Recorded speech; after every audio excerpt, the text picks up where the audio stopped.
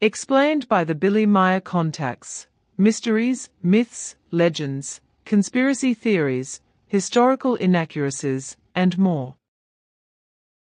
Compiled by David Chance, revised October 18, 2023. Gilgamesh. Contact Report 069. But now I am surprised how big Gilgamesh was actually, king and demigod. According to Sumerian tradition, he would have measured more than 7 meters if I used the big old cubit, ancient unit of measure, ias, to length of forearm ulna. But according to the small cubit, it would have been only a little more than 3 meters. Which measurement is correct now? Can you tell me that? Sure, it is the big ulna with which you have to measure. Well then, Gilgamesh was about 7.50 meters tall, 24.12 feet. Was that right? That is correct, except for a few centimeters. Contact Report 222. Gilgamesh was descended from a race that came from a galaxy that is still unknown on Earth. Moreover, he was about 3 meters tall. How can it be that he still lives on Earth today unrecognized? Relatively seen to the Earth humans, he also does not age, for he, as you have explained, is 50,000 years old or more. And since you know him so well, and also have the possibility of taking him back to his world, why don't you do this? You are mistaken in reference to the fact that the home galaxy of Gilgamesh is unknown on Earth because it was already discovered in the year 1781 by an astronomer named Meier. This is a somewhat oval spiral galaxy, which is simply called M94, NGC 4736, by the earthly astroscientists, and which is seen about 20 million light-years away from the Earth. In our space-time configuration? That is of correctness.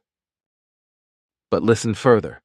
With Gilgamesh's people, it concerned a race of morphogenetic ones, whose special ability was to change their shape and size. A process that took several months for each occurrence, however.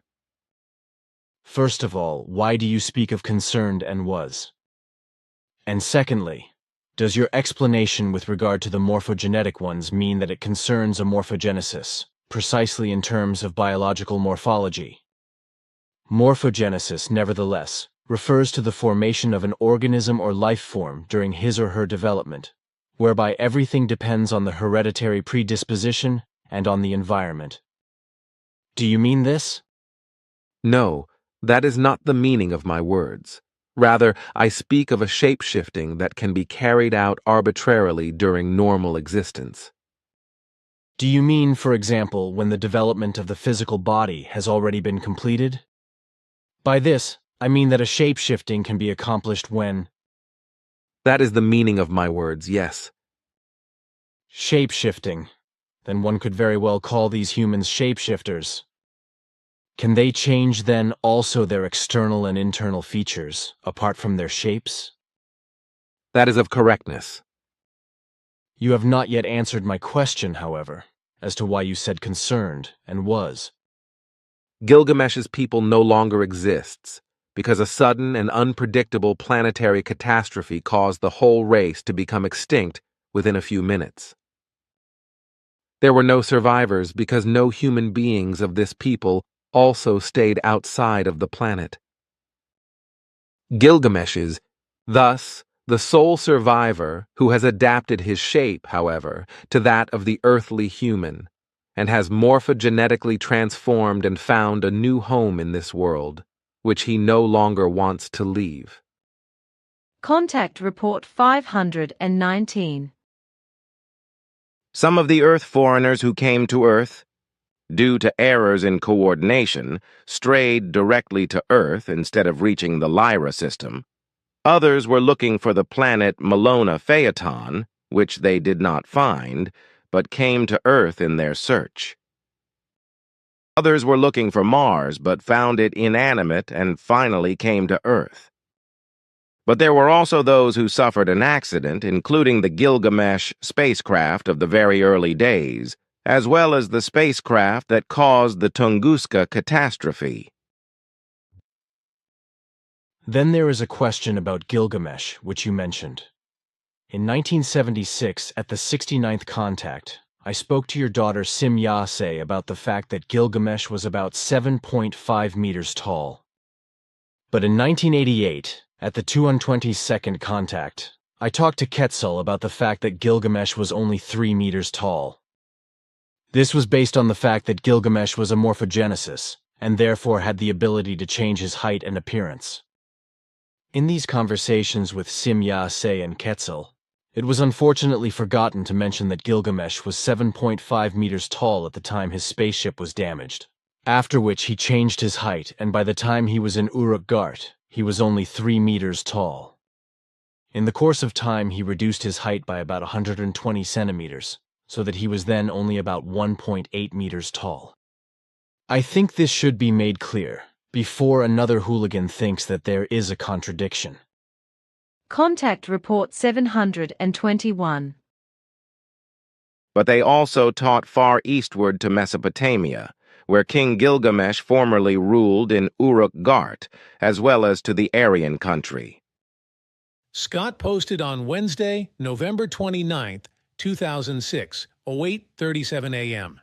In Billy's book, The Rose-Pink Crystal, on page 70 it is written, Gilgamesh and 52 crew members crashed in the Himalayas approx 20,000 years ago. Gilgamesh survived with 2 other crew members, a man by the name of Atlan and a woman named Atlanta. Atlan died as a gladiator during the times of the Romans, and it is not known what happened to Atlanta. They came from a planet named Archon, and were able to extend their lifespans up to 350,000 years by drinking heavy water. Gilgamesh's lifespan and size have been reduced because of the lack of heavy water available on this planet. According to the information, Gilgamesh is still alive, and the Pleiadians have offered to take him back to his home world, but he prefers to stay on Earth.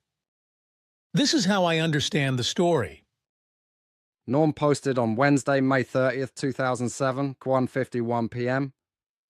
Dear Billy, why is Gilgamesh still on Earth and what is he doing? Billy. Answer. Probably he is working as a scientist where he has access to heavy water which he is needing. Gilgamesh, whose original lifespan was 120.20 years, but is now reduced to about 50.20 years, will live here for the rest of his life. He cannot go back to his people even if he had a beam ship to fly to his native planet. His home planet in the spiral galaxy known as M94, NGC 4736, 20 million light-years away from us, has been destroyed by a catastrophe, and all of his inhabitants have died. Gilgamesh belongs to a race of morphologists, and is capable to change the shape of his body and size within several months.